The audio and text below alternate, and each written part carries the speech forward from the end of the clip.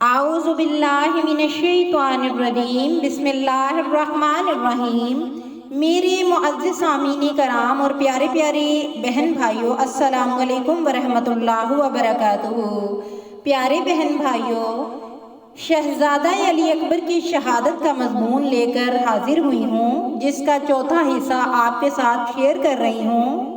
حیدر کا شیر زخموں کے باوجود اسی دم خم سے تلوار چلا رہا ہے کہ مرا بن عبدی ملعون نے تلوار کا ایسا وار کیا کہ شبیہ رسول لڑکھڑا کر گھوڑے سے نیچے گر گئے۔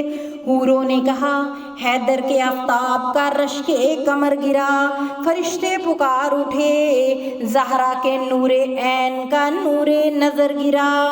ہم شکل پیغمبر کے چمکتے ہوئے منور سینے پر زخم اس طرح معلوم ہوتے ہیں جیسے ساحل سلسبیل پر سرخ جوڑے پہن کر حوریں بیٹھی ہوں، جیسے سنگ مرمر پر یاقوت و مرجان کی مینا کاری کر دی گئی ہو، جیسے سورج کے چہرے پر افشاں چن دی گئی ہو، جیسے لوہے محفوظ پر زعفران سے قرآن کی آیات لکھ دی گئی ہوں، جیسے چاند پر گلاب کھل اٹھا ہو، آئینے پر پھول بکھیر دیے گئے ہوں۔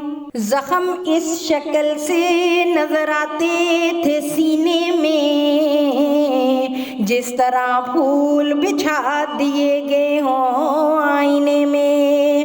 اور پھر عمرو بن سعد اور شمر کی مکروہ آوازیں فضا میں ابھرتی ہیں، حسین جوان بیٹے کی لاش اٹھا لو، ابھی تو یزید کی اطاعت نہ کرنے کا مزہ اور بھی چکھنا پڑے گا۔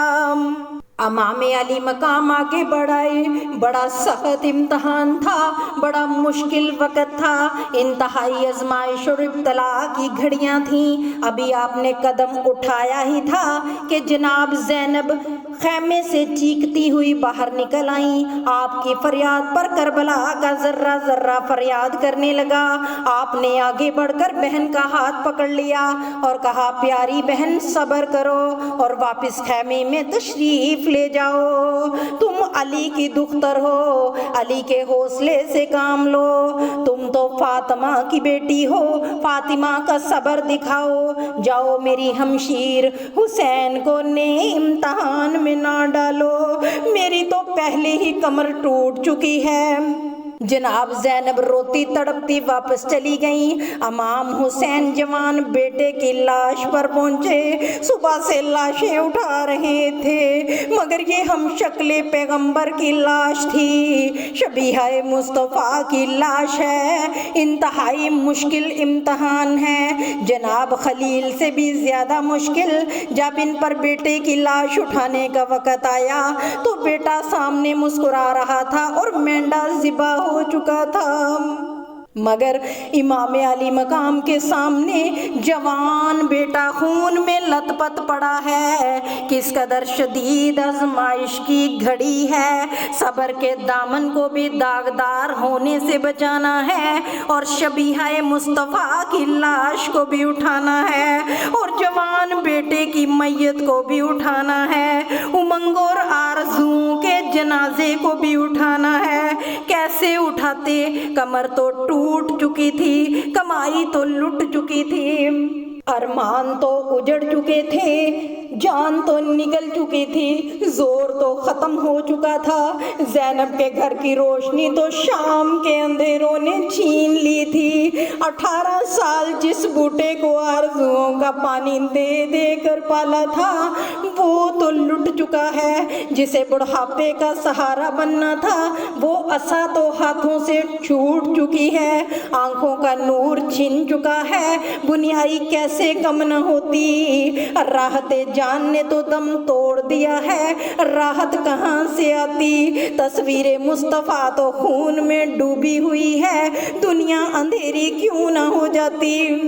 اور پھر پیکرے صبر و رضا اور تسلیم و رضا استقامت نے جوان بیٹے کی خون میں لتھڑی ہوئی لاش کو کندھوں پر اٹھا لیا، اٹھایا پر اٹھایا نہ جاتا تھا، اور بارگاہ خداوندی میں عرض کیا، الہی میرا یہ نذرانہ قبول فرما لے۔ حسین کے گھر میں سب سے پیاری چیز یہی تھی جو تیری بارگاہ میں عجز و خلوص کے ساتھ پیش کر رہا ہوں۔ یا اللہ، تو نے مجھ سے جو امانت مانگی تھی میں اسے واپس کر رہا ہوں، میرا نام امینوں میں لکھ لینا۔ اے احکم الحاکمین، مجھے میرے نانا کے حضور میں سرخرو کر دینا۔ یا اللہ، میری ماں فاطمہ کی ردائے صبر پر داغ نہ آنے دینا۔ یا اللہ، مجھے اور بھی صبر عطا فرما۔ یہ دعا کرتے ہوئے لاشا اکبر کو لے کر شہیدوں کے سردار پاک دامنوں کے خیمے کے اندر پہنچ جاتے ہیں۔ جدوں لاش اکبر دی خیمے چ آئی، سکینہ نے رو رو کے پائی دہائی، ہٹو اگوں مینوں وی ویکھن تے دیو، کیویں سیر لا میرا ویرا گیا اے، تک ویراں دے لاشے تائیں تڑپ گئی ہمشیرہ، ایک تے گل اخیری کر لے بہن لٹی دیا ویرا۔ جناب سکینہ بھائی کی لاش سے چمٹ جاتی ہیں اور بھائی کی لاش سے مل مل کر چہرہ آلودہ کر لیتی ہیں۔ جناب لیلا جوان بیٹے کا لاشا دیکھا تو کلیجے پر ہاتھ رکھ کر بے ہوش ہو گئیں۔ جناب زینب بھتیجے کی لاش پر گری ہوئی فریاد و فغاں کر رہی ہیں۔ جناب شہر بانو الگ تڑپ رہی ہیں۔ بیمار عابد کو بخار کی تیزی اور شدت پیاس نے بے ہوش کر کے رکھا ہوا ہے۔ پاک دامنوں کی درد و علم میں ڈوبی ہوئی فریاد نے بے ہوشی کے جال کو توڑ دیا۔ بڑی مشکل سے اٹھ کر بیٹھ گئے۔ جوان بھائی کا لاشا دیکھا تو ہائے اکبر کہہ کر تڑپنے لگے۔ امام علی مقام نے آگے بڑھ کر تسلی دی۔ جناب زین العابدین نے باپ کی طرف دیکھا تو آنسو آ گئے، سرخ سرخ آنسو، بالکل خون کے قطرے، یوں معلوم ہوتا تھا جیسے کلیجہ آنکھوں کے راستے کٹ کٹ کر بہنے لگا ہو۔ امام علی مقام نے دستار مبارک کے پلڑے میں بیٹے کے آنسو جذب کر لیے تو کپڑے پر بھی جناب سجاد کے آنسوؤں کے سرخ دھبے آ گئے۔ خدا ہی جانتا ہے کہ امام علی مقام نے بیٹے کی آنکھوں سے بہنے والے خون کا صدمہ کس طرح برداشت کیا ہوگا۔ آپ نے بیٹے کو سہارا دے کر لٹایا، پاک دامنوں کو صبر کی تلقین فرمائی۔ شہزادہ علی اکبر کی لاش کو اٹھایا پر اٹھایا نہ جاتا تھا۔